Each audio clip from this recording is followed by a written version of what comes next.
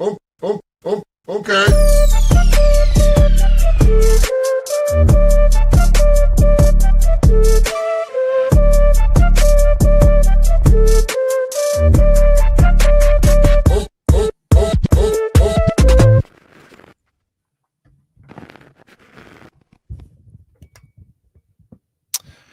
Good afternoon, everybody, and welcome to the Daily Herold here on Badlands Media. I'm your host, John Herold. Just want to make sure we're live over on Rumble, too. We're good. Okay. Well, hope you guys are having a good Tuesday. I do kind of want to apologize for yesterday's show. I know it's cut short a little bit. Yesterday was kind of just a weird day, and that whole dance recital thing last night was nuts. They have their second recital tonight. They do it back-to-back nights, and then they're done. But I don't have to take her to my daughter to her early practice today. Plenty to talk about, I think. So we'll get right to it. First up, let's get a quick word from our sponsors. I'm excited to announce that we're having a huge sale on overstock and brand new products. For example, My Pillow Percale bed sheets, every color, every style, every size, only $29.88. Our Percale bed sheets are breathable, cool and crisp, and they're perfect for spring and summer. And check out Rev 7, the next generation of energy drinks. It tastes great, and it gives you energy all day with no jitters and no crashes. Best of all, it's actually good for you. And for a limited time, try our 3-pack absolutely free. So go to mypillow.com or call the number on your screen. Use your promo code to save 20% on our Rev 7 12-packs, or try our introductory 3-pack absolutely free. And our Percale bed sheets, all sizes, only $29.88. Twin size, full size, queen size, king sizes, all $29.88. Inventory is extremely limited at this price, so order now. Mike Lindell getting into the energy drink game, huh? I had no idea. That's interesting. I'm going to have to try that out. But yeah, we got one more sponsor of today's show from one of our very own Badlands creators, and that's Conscious Strength. Big Pharma is officially on notice. People drinking methylene blue and stuff like that. Yeah, methylene blue, which was a fabric dye. Yeah.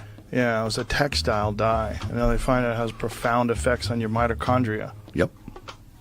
Yeah. This stuff works, man. Do you know about methylene blue? Originally synthesized over 100 years ago, we are just finding out about its benefit as a supplement with its ability to help oxygenate the blood and amplify our mitochondria. People all around the world are using methylene blue to accelerate their brain power and support their energy levels. Conscious Strength. Methylene blue is pure USP grade, aqueous solution.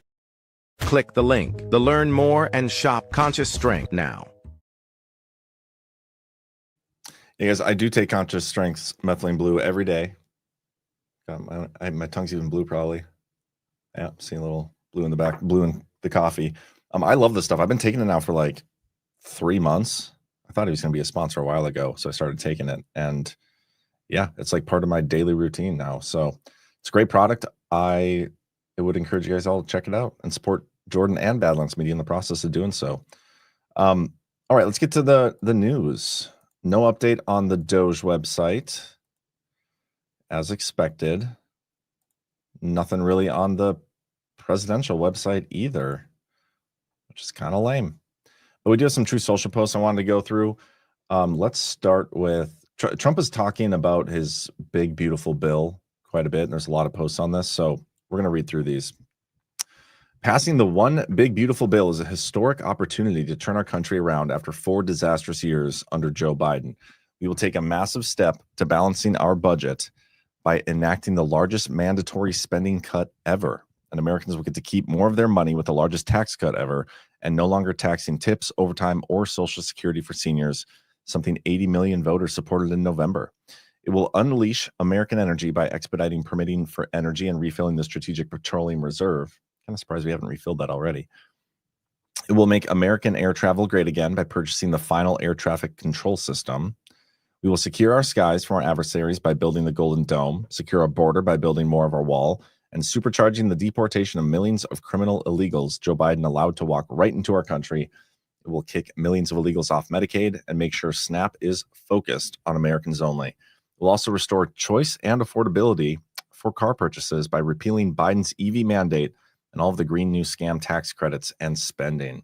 The one big, beautiful bill also protects our beautiful children by stopping funding for sick sex changes for minors. With the Senate coming back to Washington today, I call on all of my Republican friends in the Senate and House to work as fast as they can to get this bill to my desk before the 4th of July. Thank you for your attention to this matter. I am very curious to see how this plays out, to see if they actually pass it. You know, I've read through most of the bill. I read through the entire table of contents, and I went through and found the stuff that like stuck out to me. I don't necessarily have any issues with the bill itself. I just think the concept of it is ridiculous. 1,000-page bill. I hate that we're doing that again. It also doesn't implement any of the DOGE cuts. I don't know. I mean, one of the things I think Trump is doing by pushing this so hard and like saying that everything that he needs to do is in this bill, he's exposing Congress, because I don't think they're going to give it to him. I really don't. Not without a bunch of changes. We'll see. And he's calling out some senators too. I'll show you that in a second. We have one more on the bill here. So many false statements are being made about the one big, beautiful bill. But what nobody understands is that it's the single biggest spending cut in history by far. But there will be no cuts to Social Security, Medicare, or Medicaid. In fact, they will be saved from the incompetence of the Democrats. The Democrats have totally lost their confidence and their way, are saying whatever comes to mind, anything to win. They suffered the greatest humiliation in the history of politics, and they're desperate to get back on their game. But they won't be able to do that because their policies are so bad. In fact, they would lead to the destruction of our country, and almost did. The only cutting we will do is for waste, fraud, and abuse, something that should have been done by the incompetent radical left Democrats for the last 4 years, but wasn't. This is the part that I don't actually see in this bill. They're having to send a separate bill through for like $9.4 billion, and I'm not even confident they're going to be able to pass that in the Senate. That's the thing about the majority we have in the Senate right now. It's not big enough to actually get anything we need done. We have to do everything through like a reconciliation process where you only need a majority instead of the 60 votes. I don't know, guys. And then he goes on the goes on the offensive against Rand Paul. Rand Paul has a very little understanding of the big, beautiful bill, especially the tremendous growth that is coming. He loves voting no on everything. He thinks it's good politics, but it's not. The BBB is a big winner. Then he goes on.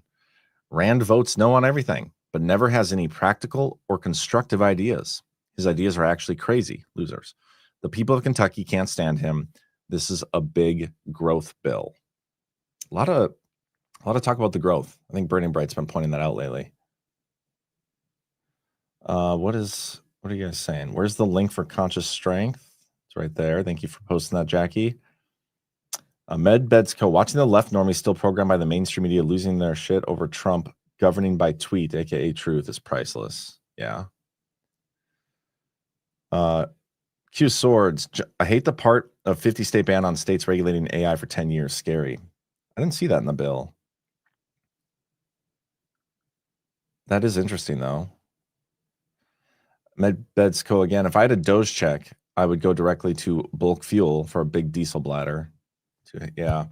Is there talk of a DOGE check? Like, are they talking refunds or something? Because I haven't heard that.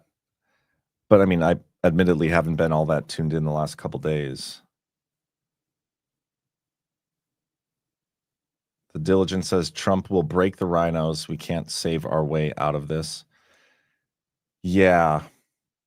The whole system's just broken. And I know we're seeing like this as an exposure, which it is, and it's a good thing to expose. But yeah, I don't know what the solution is going to be. I don't know what it is. Press ran a fresh article on the DOGE stimulus this morning. If one of you guys got a link to that, I'd be curious to check it out. But while we're waiting, I'm going to continue on here. Mike Lindell faces trial in Dominion defamation case over the 2020 election claims. I know Ash is at this trial and giving updates. I texted her for an update. She didn't really send anything, I don't think. Coomer is on the stand right now, I guess. Well, here, let me read this story and then we'll get into it. The defamation trial of MyPillow CEO and Trump ally Mike Lindell began today in federal court. This was yesterday. The case was brought by former Dominion Voting Systems executive Eric Coomer, who accuses Lindell of spreading a baseless conspiracy theory linking him to election fraud in the aftermath of the 2020 election. Coomer's complaint, filed in 2022, centers on claims first made by Colorado podcaster Joel Altman, who alleged that he overheard someone named Eric, the Dominion guy, on an Antifa conference call boasting about rigging the election against President Trump. Lindell allegedly adopted and promoted the story on his Frank Speech platform, which the lawsuit claims helped him and his company profit by tying promotional discounts to the conspiracy narrative. The lawsuit argues that Lindell's campaign of disinformation destroyed Coomer's career and reputation, claiming after more than 15 years as a respected professional, Dr. Coomer's reputation has been irreparably tarnished. Coomer, who says he now faces frequent death threats, has been unable to continue working in the elections industry. Lindell plans to testify, and Coomer is expected to take the stand early. The case mirrors a separate suit Coomer filed against Salem Media and radio host Randy Corporon, both accused of amplifying Altman's theory. Former Mason County Clerk Tina Peters, currently serving a 9-year sentence, is also expected to testify during the trial. That is interesting. So from Ash, Coomer's on the stand right now. Reportedly, Joel Altman left the courthouse, so not expected to testify today. I mean, certainly interesting. We all believe that there's some sort of corruption in the machines, and some of that narrative has been promoted by Trump himself. And I think there is a there. I don't think we've necessarily seen the definitive proof of it yet. Like, I know we've seen proof that it's possible, and there's no doubt about that. I think even Tulsi Gabbard, wasn't she the one who said, like, we saw proof of the vulnerabilities and how people could possibly manipulate the vote total using the machines? But that doesn't mean we've seen the actual, like, the PCAPs or whatever from what happened in 2020. Not to say it doesn't exist and it's not coming eventually, because I do think at some point this needs to be exposed. But watching all these, like, lawsuits play out, while I think that Trump has the evidence that, Mike Lindell is right about this and is eventually going to put it out, that part seems a little iffy to me. You know what I mean? Like, if let's say a year from now, 2 years from now, Trump or somebody in Trump's orbit comes out with evidence and proof that they've had for a long time of our elections being stolen and the machine stuff taking place, how would you feel if you were Mike Lindell and you had to go through the ringer and potentially like pay a bunch of money, go to prison? I don't know. Ramon 2022, Comer needs to have his ass handed to him. Liz Jane, did you read the One Big Bill? I read what was out of one of the committees. It was like 1,018 pages long or something. I didn't read it word for word. I read all the table of contents, and then I picked the things that were of most interest to me and went through. Yeah, Matt DePerno exposed machine in Michigan 4 years ago. Yes, the ability of people to get access to the machines and steal elections is proven. Like, that can happen.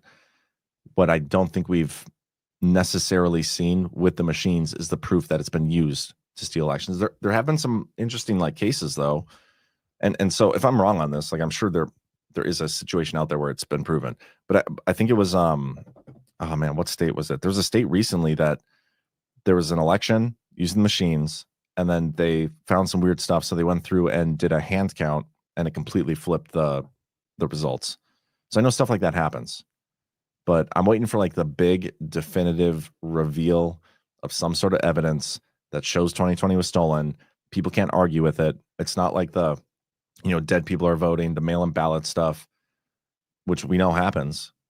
Like, I want the big thing that's undeniable that nobody can argue with. That's what I'm waiting for. And I do think it exists. I don't know who has it, if it's military, Trump, or whatever, but I do hope at some point they pull that out of their back pocket. But we shall see. We continue waiting. Another election story: Supreme Court to hear Judicial Watch challenge to Illinois ballot deadline law.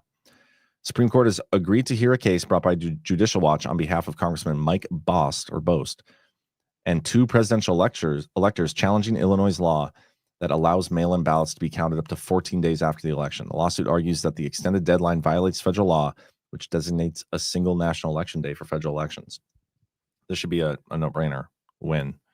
We've seen some of these types of cases come up before, but Illinois, I don't know, blue state, never know. One more story: Ohio flags suspected voter fraud across multiple states in election integrity investigation. The Ohio Secretary of State Frank LaRose on Tuesday referred dozens of non-citizen registrants and double voters for potential prosecution in 8 states and Washington, D.C. as part of a sweeping probe conducted by Ohio's Election Integrity Unit. See, this is the stuff that, like, I'm not surprised to see this at all. Illegal immigrants voting, non-citizens voting who shouldn't be, voting in multiple states. Like, there's a lot of that going on. And it's great that we're seeing people prosecute these things because maybe it'll deter people from doing it in the future. But dozens of cases, like, that's not going to prevent the kind of voter fraud that we know they use to steal elections. You know what I mean? Anyway, we must send a clear message that election fraud won't be tolerated, LaRose said, warning that even a single illegal vote can alter an election's outcome. Letters were sent to attorneys general in all states involved, urging prosecution. The move comes on the heels of a lawsuit by President Trump's Department of Justice against North Carolina, accusing the state of violating HAVA, Help America Vote Act. DOGE claims that the state failed to ensure voters provided required ID and on registration forms, allowing a significant number of potentially ineligible voters onto voter rolls. Did anybody find the DOGE check article?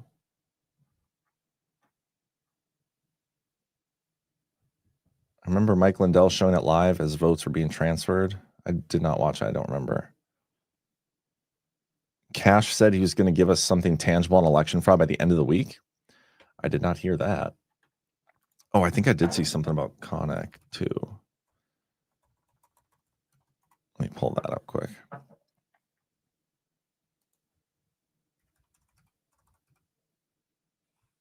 Hold for processing, guys. Okay, so this is from Kenneco the Great. And this, he's good. He's solid. I've messaged with him in the past, back before he got big on Twitter. Now he's too good for me. But FBI Director Kash Patel and Dan Bongino exposed the FBI and Gascon's Connick CCP election software cover-up. Strong evidence shows that corrupt FBI officials and former LADA George Gascon deliberately concealed CCP infiltration of U.S. election systems because exposing it would have politically benefited Trump. It's a long article. I don't want to read the whole thing. I know he was big in the research on this stuff, and I did an article on some of this stuff too. Kash Patel and Dan Bongino now have a rare opportunity to expose how deeply politicized the FBI became, remove CCP-controlled software from American elections, and finish an investigation that was already 90% complete before it was sabotaged. So we'll stay tuned to this. I'm not going to read this whole article. I do have another FBI story that we'll discuss later, so we'll get there. But speaking of the FBI and the DOJ, Trump DOJ launches investigation into Biden's final pardons. Ed Martin, President Trump's pardon attorney at the DOJ, told staff Monday he has been directed to investigate clemency granted by Joe Biden in the final days of his presidency, including pardons for family members and commutations for federal death row inmates.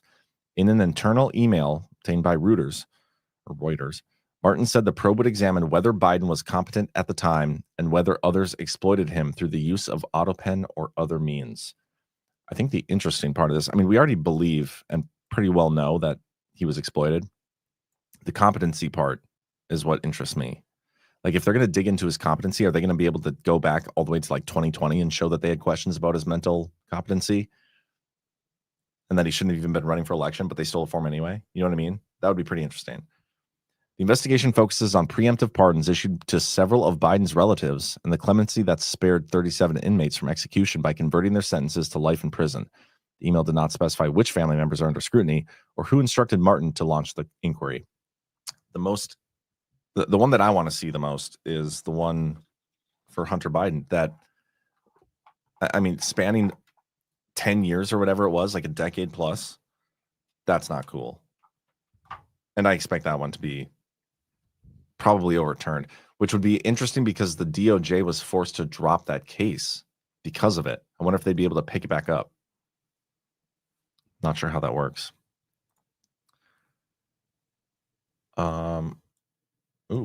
Thank you, Clutchworks. I got that Doge check story from Newsweek. Donald Trump's stimulus check 2025, what Musk exit means for Doge dividend. The future of the proposed $5,000 Doge dividend stimulus check faces uncertainty following Elon Musk's departure from Doge. What is the Doge dividend? The Doge dividend was initially proposed as a one-time payment of $5,000 for eligible taxpayers. tax refund check, the brainchild of James Fishback, was to be funded with 20% of the $2 trillion in federal budget cuts Musk said could be achieved back in October. Oh, so it wasn't like an actual proposal. Oh, I guess Fishback's idea received support from Musk and the tacit endorsement of Trump, who told attendees at an investment conference in February, we're thinking about giving 20% back to American citizens. Isn't that kind of nuts? Like, it was our money that we gave to the government in the first place. You find whatever. Well, they didn't find much, but they tell us they're going to find $2 trillion. And we're like, yeah, we'll maybe give you 20% of that back. It's all our money. And it was all spent on waste, fraud, and abuse. So all of it should be returned to us, not just 20%. It's kind of bullshit if you ask me. Pardon my French. Insane. Anyway, however, in an interview with Newsweek, Fishback acknowledged that the eventual payments would depend on the actual level of savings achieved by DOGE to be under initially the proposed figure. According to calculations laid out by Fishback in February, the $175 billion in savings DOGE claims to have achieved would result in checks of just $2,200 per household if these were sent out today. That math is not math. We went from $2 trillion. Hold on. 400 billion. I'm so confused. 20% of 2 trillion is the 400 billion. I get that. But then we only found 175 billion. And that equals 2,200 per household. That's not. 20% of 175 billion is, yeah, that math is not math. So Newsweek is retarded. Yeah, we don't need to go into the rest of this. You guys know how disappointed I am in the DOGE situation. Felt like a rug pull for sure. Because it was a rug pull. Is what it is. Let's keep going here. We got some international news, I guess. Syria and Saudi Arabia pledge economic cooperation following the easing of Western sanctions. Syria and Saudi Arabia announced Saturday a renewed commitment to economic cooperation aimed at mutual growth and job creation for Syrians following a recent easing of Western sanctions on Damascus. So Saudi Arabia, Syria, that whole situation, kind of already knew that these two were tight. Like you guys saw when Trump was in Saudi Arabia and he pledged to drop sanctions on Syria, like Mohammed bin Salman was pretty pumped. And I'm pretty sure he's the one who asked him to do it. So it makes sense that these two are going to pledge economic cooperation. I'm surprised they didn't already. But then we have this. U.S. backs Syria's integration of former jihadists as it reduces military presence in the region. The U.S. has endorsed a Syrian plan to incorporate approximately 3,500 foreign jihadist fighters into the national army, just as it prepares to dramatically reduce its military footprint in the country. The policy shift was announced by U.S. Special Envoy Thomas Barak and is contingent upon a transparent integration process. These fighters, primarily Uyghurs from China and neighboring countries, are set to join the newly established 84th Division of the Syrian Army, which also will include Syrian nationals. It is kind of interesting how we need to give permission for these other countries to do things all the time. I mean, as being part of America, like, I'm cool with it. But if I was those countries, I'd be like, doesn't sound very sovereign to me, you know? Yeah, it's robbing 80% to our faces. They already took our cut, PJ. They took our cut already and misspent it. And then they're like, we'll give you 20% of what we cut later or what we save. That is so stupid. Like if I gave my money to, I'm just trying to think. If I gave my money to a business, so like, let's say I'm going to buy a door, okay? And I give them $5,000 and they don't end up putting a door in and they like spend the money on something else. And I come to them and be like, hey, where's my door? And they're like, oh, yeah, I guess we misappropriated that money, but here, you can have 20% of it back. And then I still don't get the door. Like that's what the DOGE thing is telling, the DOGE check. That's the same thing. And it's not okay. Russia's new peace proposal fails to bridge divide with Ukraine. And I like the wording on that because I'm pretty sure there was a bridge that got exploded in Russia today. Yeah. Security Service of Ukraine reports a new attack on the Kerch Bridge. The operation lasted several months. Security Service agents mined the supports of the bridge and activated the first explosive device today. The underwater supports of the bridge were severely damaged. You can see in the video here. But like if they worked for months and the bridge is still standing, like it's not very good. Not a very good op. Ukraine. But anyway, yeah, the wording on that is funny because this article was yesterday. So Russia unveiled a new proposal for ending the war in Ukraine, but the two sides remain deeply divided over terms for peace. President Vladimir Putin's plan reportedly includes demands for Ukraine to renounce NATO ambitions and recognize Russian sovereignty over occupied territories, conditions Kyiv continues to reject. The proposal comes as a series of diplomatic meetings take place across Europe. I'm going to move on. That whole situation, it's just a rerun of the same stories we've been getting. They get close to peace talks. One of the sides attacks the other. They go back to square one. Nothing changes. Neither side's budging. I'm more curious to see what Trump ends up doing with this situation. But top Ukrainian officials visit Washington as Kyiv escalates strikes on Russian targets. This is the part this is the stuff I'm looking at to see how Trump responds to meeting with the people now that they've been attacking Russia a little more aggressively. Senior Ukrainian officials arrived in Washington on Tuesday to push for increased U.S. support. Screw that. We're not giving them any more support or money or weapons. As Ukraine intensified attacks against Russian-controlled infrastructure, including an underwater explosion targeting the strategic bridge linking Russia to Crimea, the SBU, Ukraine's security service, claimed responsibility for placing explosives beneath the road and rail bridge, a key symbol of Moscow's occupation since 2014. So it's a symbolic destruction. By the way, guys, if you could do me a favor and hit that thumbs up, I would greatly appreciate that. Old Rusty, John, we didn't give the money, they stole it. That's another great point to the analogy. So we can fix the door analogy even more now. Let's say a door company comes to my house and says, we're stealing $5,000 from you because you need a new door. So they rip my old door off and they say, yeah, we'll come back and put a new door on. Later, we find out they never put the door on. They stole the money, but then they said, yeah, we're not going to put the door on, but here's 20% back. That is a better analogy. As long as people are saying Kyiv, the war will proceed. I will forever call it Kyiv, just because I know it annoys you. Go, dog, go.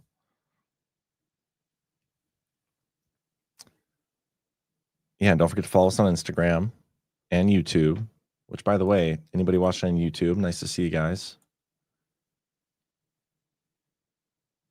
I'd be happy to have 20% of the Daily Herold swear jar. I should do a swear jar for this show. That's what I should do. I need to start keeping track. Every time I swear, I'll put $1 in the jar. And I don't know what we'll do with the money. But eventually, yeah, we'll divvy it up 20% to everybody. Okay, let's keep going here. What do I got next? I do find this one interesting. So, liberal city mayor hit with ethics complaint over alleged lavish gifts. The government watchdog filed an ethics complaint against Washington, D.C. Mayor Muriel Bowser on Tuesday. A nonpartisan government watchdog filed an ethics complaint. The complaint by the Foundation for Accountability of Civic Trust requests the Board of Ethics and Government Accountability investigate Bowser for allegedly accepting illegal travel and hospitality gifts on high-profile trips to Doha, Qatar, for the 2023 United Nations Climate Change Conference, the Masters Golf Tournament in Augusta, Georgia, and trips to Dubai, Las Vegas, Miami, and Mar-a-Lago. The basic standard for elected officials is honest transparency, which means following all disclosure laws and willingly answering the public's questions. The mayor's unwillingness to provide basic information about numerous high-profile trips is unacceptable. They cited an investigation into missing records from her trips in which they discovered Qatar paid Bowser and 4 staff members $61,930 to fly to the Middle East in 2023. Yeah, I mean, that's not cool. That's a lot of money. But it's interesting, though, when you think that Qatar just gave Trump a plane. I mean, I know they didn't give it to Trump. They gave it to the United States. But, like, you can make the argument that they were giving this to the United States, too. You know what I mean? Like let's not be hypocrites here. Although, I mean, I'd like to know more. Like, what did they do with this money? What was the purpose for them paying her? Why her? Yeah, don't love it, but a little hypocritical, maybe, depending on how you look at it. This is a big story, I think.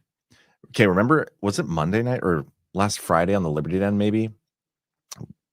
We were talking, Zach and I were talking about them, like, finding these files in this broom closet or whatever. And I was like, yeah, that story doesn't make sense at all. Like, I don't think that's what happened. They didn't just like go and find these documents in a room that were hidden. That doesn't make sense on its face. Like, if anything, one, it would be hidden in a technological aspect, but two, I think they knew about all these documents anyway, especially the Russian ones.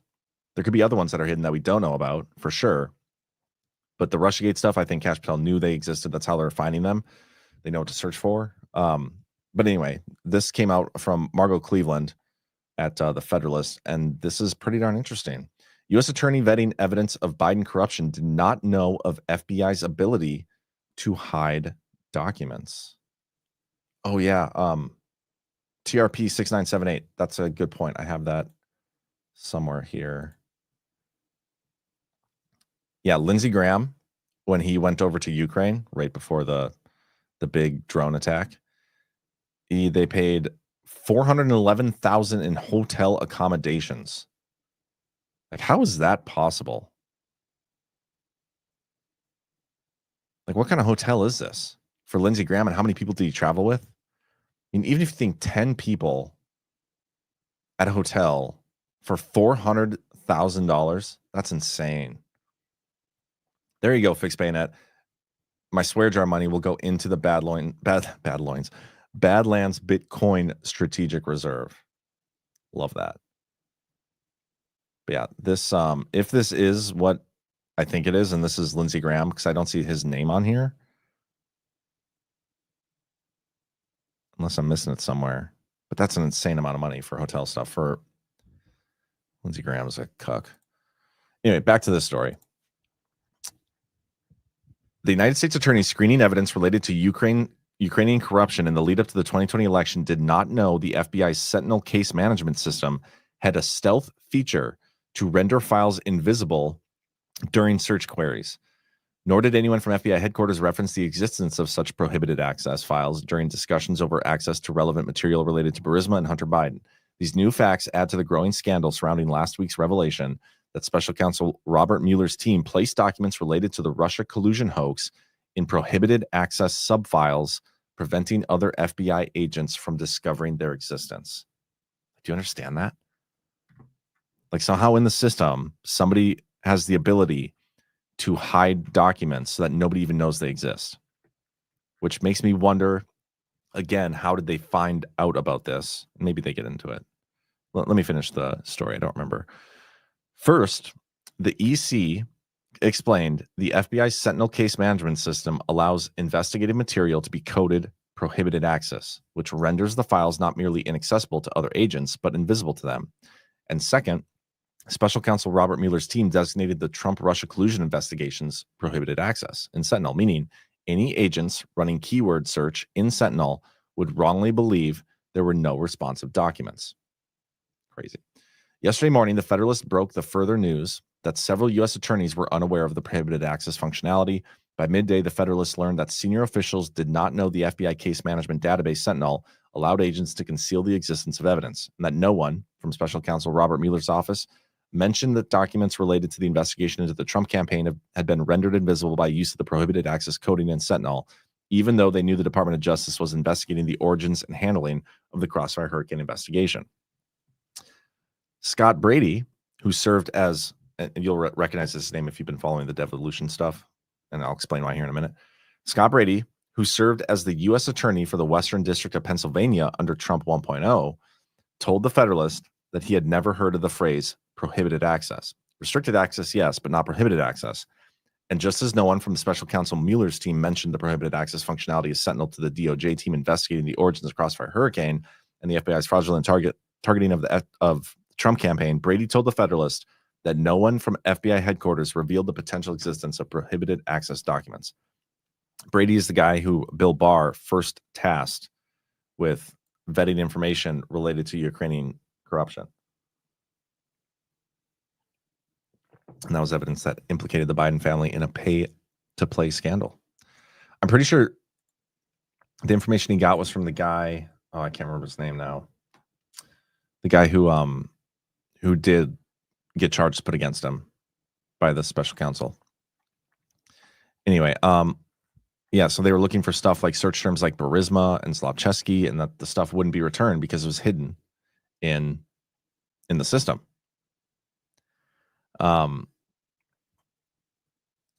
In contrast, well, let me read this. According to Brady, agents in both the Pittsburgh FBI office and FBI headquarters ran the Sentinel searches and then provided him with the results.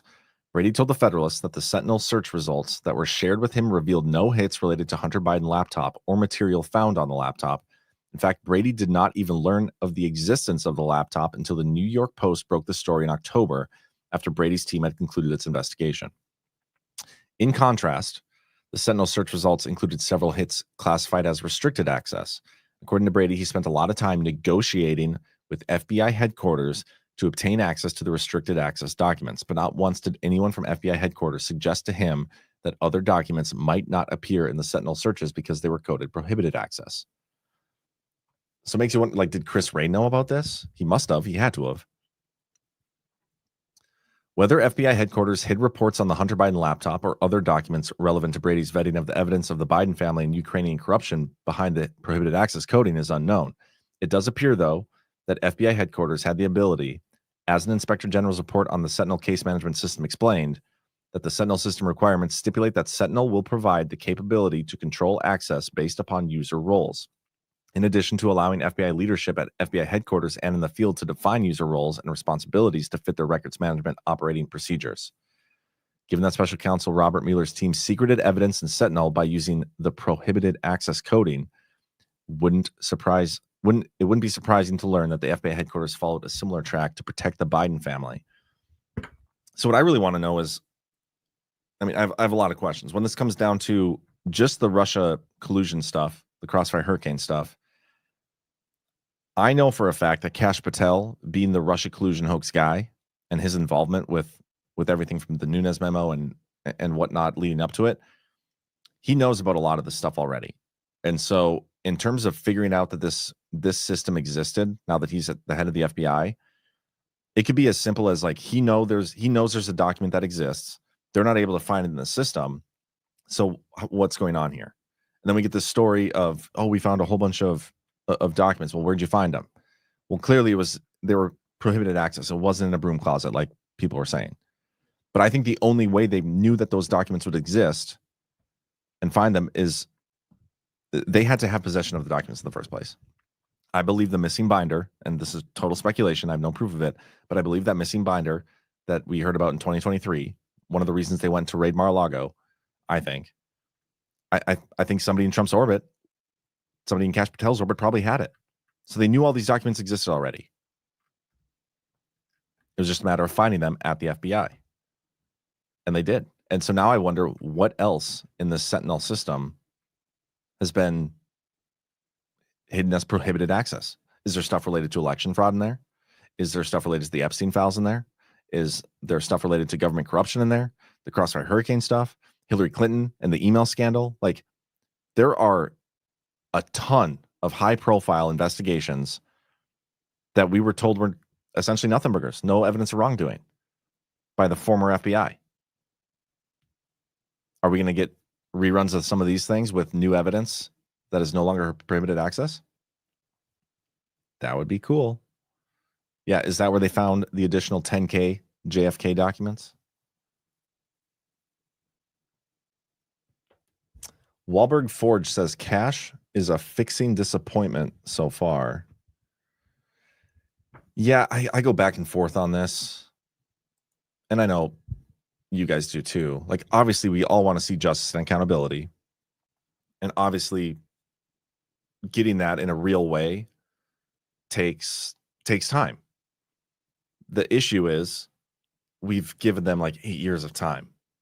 And so it's like, do we have to start over on the giving of time now? Like now that cash is in there? And did everything we assume that was taking place in Trump's first term and since then, like, didn't happen? Like they weren't gathering evidence along the way? Like that's where I struggle. Like I know it takes time to build these cases, and I trust Kash Patel. I like Kash Patel. He's, in terms of chain of command of like people that I would be willing to give benefit of the doubt to, Trump is number one. Kash Patel, my pseudo-namesake, even though publicly he kind of disavows me, I would give him, he's second on my list of who I'd give benefit of the doubt to. I believe him to be a good dude, honest guy, and I think he's in there and doing things for the right reasons. Other than that, like there's not really many people on that list. So yeah, let's see what happens. I am this is an interesting story to be coming out now. And Kash is supposedly sending a bunch of information over to Congress to get stuff initiated. So we shall see. This story here, we have President is obsessed. This is Politico's framing, so these guys are losers. Trump fixates on Xi call amid faltering trade talks. They're supposedly having a call this week. That's really the only reason I want to show that story. Meta, and we had a story last week where, was it Anduril, who was formerly with Meta?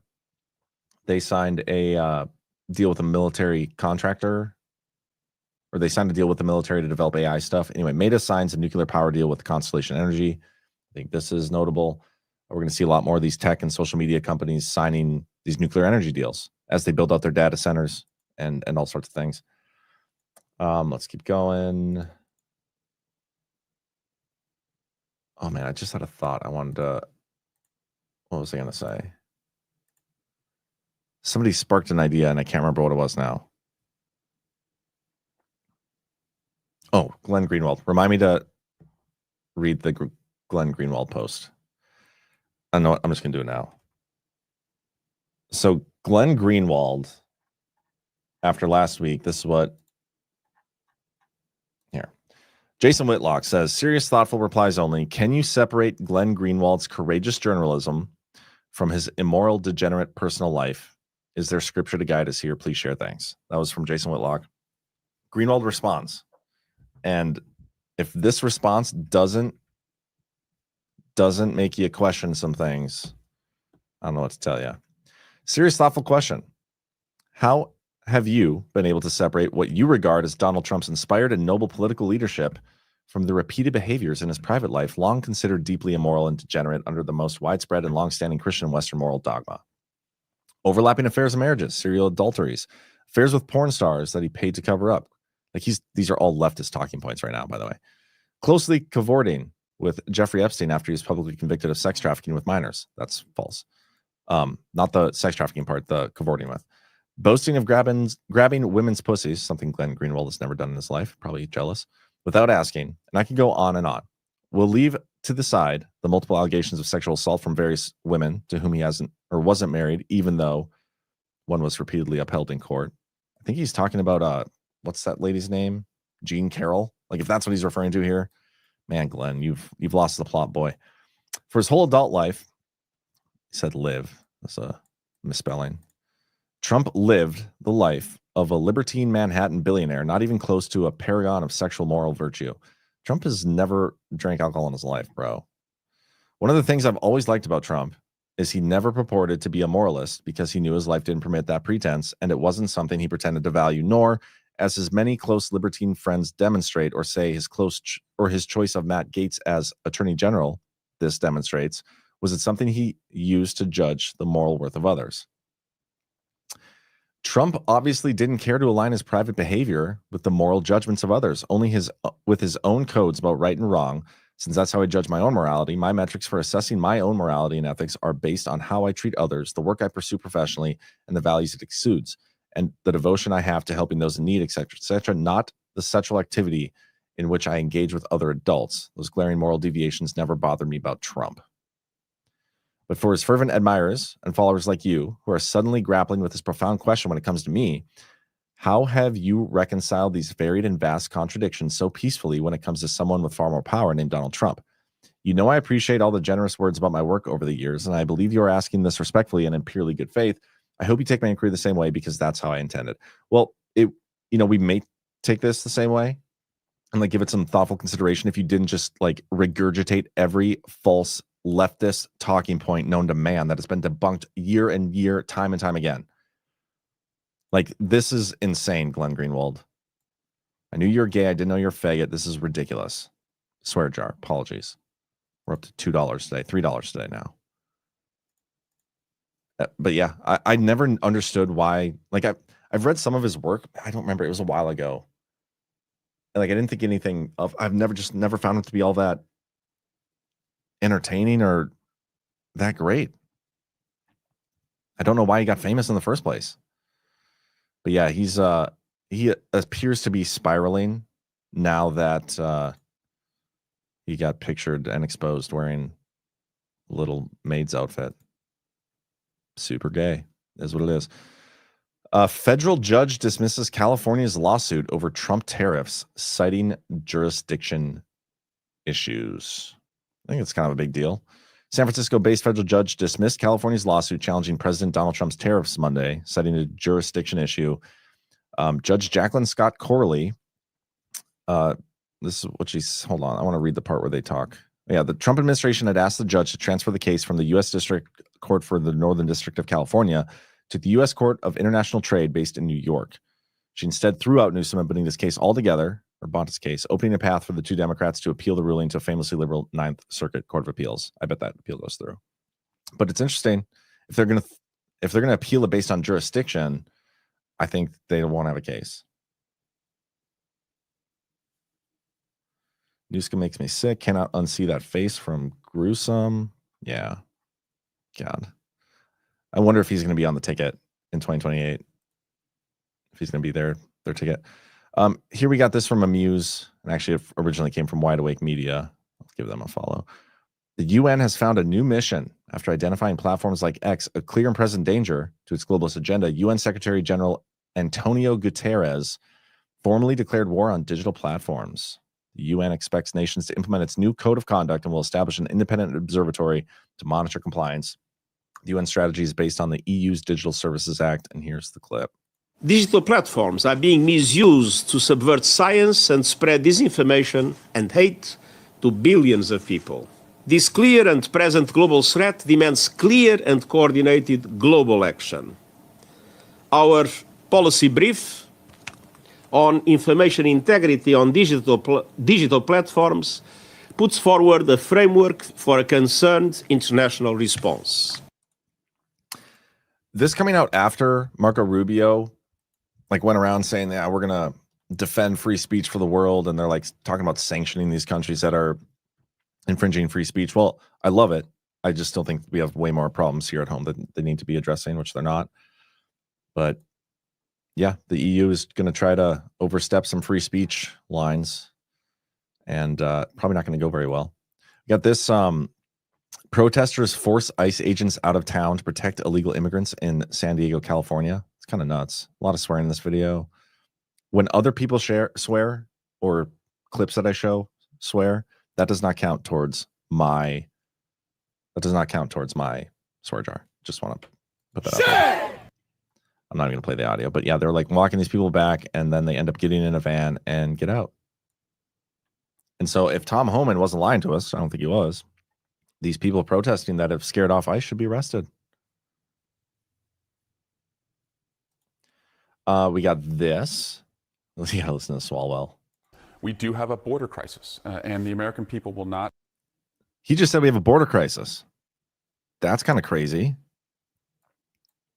We do have a border crisis, and the American people will not allow us to work on legal immigration issues like, job vacancies in agriculture, food and beverage, hospitality, childcare, something that many Americans live with, until they believe that we have security at the border. However, what the American people are also saying is have a process as you deport people. Don't deport U.S. citizen children who are battling cancer. And that's where this administration, I think, is losing credibility with the American people. And now we're seeing that they can't deport the people who are threats to the community, and instead they're getting rid of kids who are battling cancer. We do have a border. Crazy stuff. They're very out of touch, this guy says. Devori Darkins.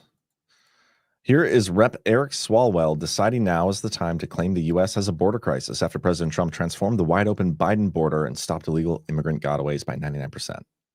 The American people will not allow us to work on illegal immigration issues. Yeah, these people are idiots. Trump is releasing a Trump wallet. Join the Trump wallet. Be the first to get official Trump wallet. You got to sign up. I'll post a link in the chat if you guys want to. Actually, you know what? Hold for processing because I think hold on. I thought I signed up for it.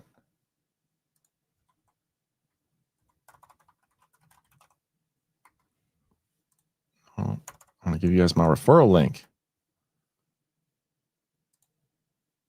Why is it not in here?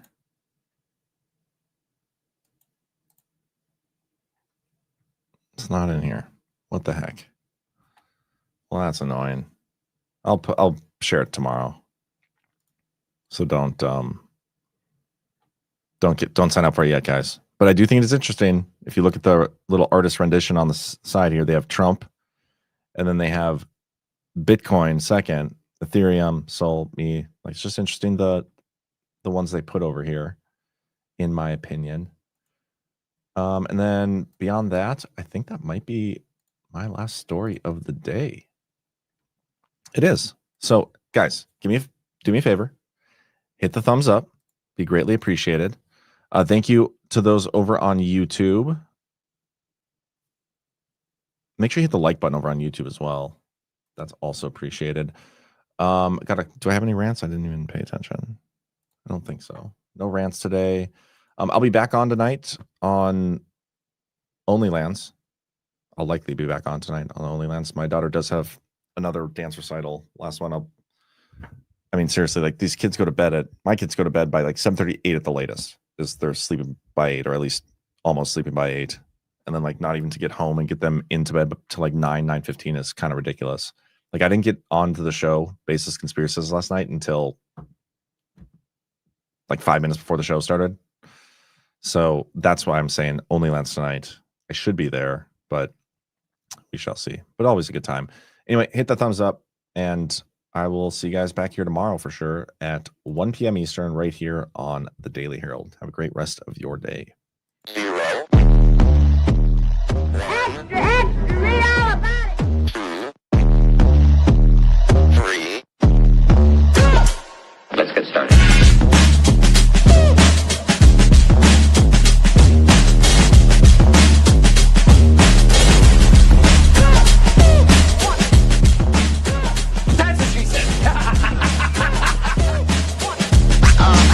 That's real good.